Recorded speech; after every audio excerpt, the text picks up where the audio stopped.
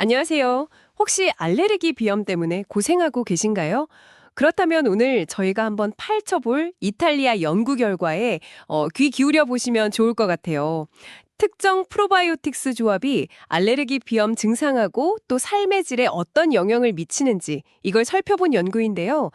바쁘신 당신을 위해서 저희가 핵심만 쏙쏙 뽑아서 정리해 드릴게요. 이번 연구에서는 그 락토바실러스랑 비피도박테리움 계열의 특정 4가지 균주 혼합물을 썼어요. 네, L 아시도필루스 PBS 066, L 람노스스 LRH 020 이런 것들이죠. 네, 이 조합이 정말로 알레르기 비염 증상 완화에 도움이 되는지, 그리고 우리 장속 미생물 세계에는 또 어떤 변화를 가져오는지 그걸 알아본 거죠. 자, 한번 자세히 들여다볼까요? 가장 궁금해하실 결과부터 바로 이야기해 보죠. 이 프로바이오틱스 혼합물을 8주 동안 드신 분들이요. 섭취 4주 차부터 시작해서 8주 차, 그리고 심지어 섭취를 다 마친 4주 뒤까지도요. 그 삶의 질 점수, 미니 RQLQ라고 하던데 이게 눈에 띄게 좋아졌습니다. 네, 점수가 낮을수록 좋은 거죠. 맞아요. 꾸준히 개선된 거예요. 이게 일상생활에서 그 차이를 느낄 정도였다는 뜻일 수도 있겠네요. 네, 근데 여기서 좀 흥미로운 지점이 있어요. 그 위약, 그러니까 가짜 약을 드신 분들도 연구가 거의 끝나갈 무렵에는 삶의 질이 조금 개선되긴 했거든요. 정말요? 왜 그렇죠? 연구진들은 아마 계절이 바뀌면서, 그러니까 봄에서 여름으로 가면서 꽃가루 같은 알레르기 유발 요인이 줄어든 덕분 아닐까, 그렇게 추측하더라고요.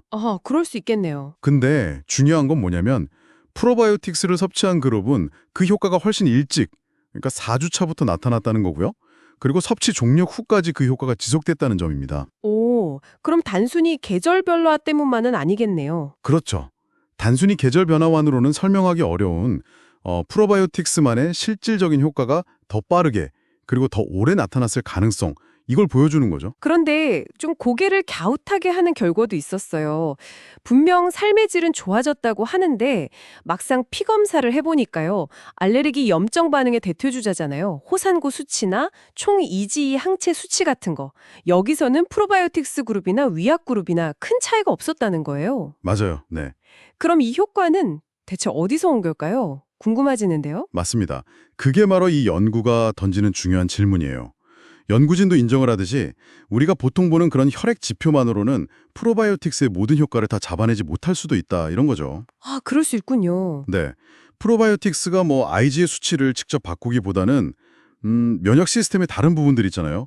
예를 들어서 TH1, TH2 면역 반응의 균형을 조절한다거나 아니면 특정 방어 항체, IgG4 같은 거 이런 생성을 돕는다거나 이런 식으로 이번 연구에서 측정하지 않은 다른 경로를 통해 작용했을 가능성이 크다고 봅니다. 아하. 실제로 이전에 여러 연구들을 종합해서 분석한 결과들을 봐도요.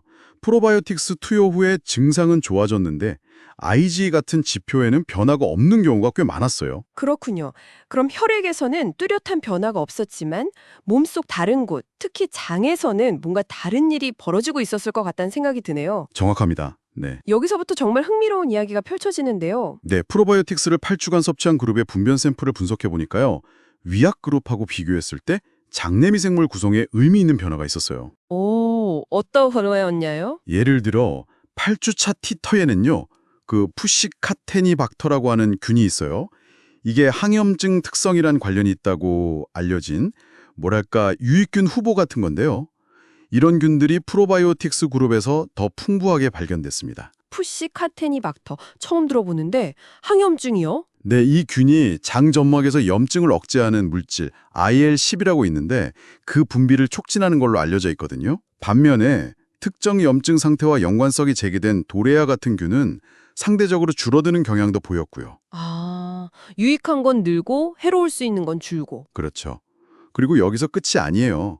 섭취 종료하고 4주 후 T3를 보니까 또 다른 변화가 나타났어요. 네. 위약 그룹에서는 알레르기나 천식과 관련이 있을 수 있는 박테로이데스 같은 균들이 상대적으로 더 많이 발견됐거든요. 네. 반면에 프로바이오틱스 그룹에서는 잠재적으로 항알레르기 효과를 가질 수 있는 스트랩토코커스가 더 많았고요. 특히 주목할 만한 점은 프레보텔라 박테로이데스 비율인데요. 프레보텔라 박테로이데스 비율이요? 그게 중요한가요? 네, 이 비율이 프로바이오틱스 그룹에서 유의미하게 증가했어요. 이 비율 증가는 다른 연구들에서 보면 알레르기 발병률이 낮은 환경과 연관되기도 했거든요. 와우. 그러니까 종합해보면 프로바이오틱스 섭취가 장내 환경을 잠재적으로 알레르기에 좀 덜 유리한 방향으로 항염증, 항알레르기 방향으로 유도했을 가능성, 이걸 시사하는 결과들이 나온 거죠. 와, 정말 복잡하지만 흥미로운 연결고리네요. 그럼 정리해보면 이 특정 프로바이오틱스 조합이 알레르기 비염 환자의 삶의 질을 개선하는데 그 배경에는 혈액 지표 변화보다는 장내 미생물 구성에 긍정적인 변화가 자리하고 있을 수 있다. 뭐 이런 거군요. 네, 그런 가능성을 충분히 엿볼 수 있습니다. 물론 이 연구는 참여자 수가 41명으로 비교적 좀 적어서요. 결과를 모든 사람에게 일반화하기는 조심스럽긴 합니다. 아, 그건 그렇겠네요. 한계점도 있군요. 그렇죠. 하지만 그럼에도 불구하고 장 건강과 면역 시스템, 그리고 알레르기 반응 사이의 그 복잡한 상호작용을 이해하는데 아주 중요한 단서를 제공한다고 생각해요. 프로바이오틱스의 효과가 우리가 생각하는 것보다 훨씬 더 다양한 경로를 통해서 나타날 수 있다는 점을 보여주는 거죠. 네, 정말 그런 것 같습니다. 자, 오늘 이야기를 마무리하면서 당신께 이런 질문을 한번 던져봅니다. 먼 미래가 아니라 어쩌면 가까운 미래에 우리의 장내 미생물 상태를 먼저 파악하고 이걸 조절하는 것이 알레르기 관리의 핵심 전략으로 자리 잡을 수 있을까요?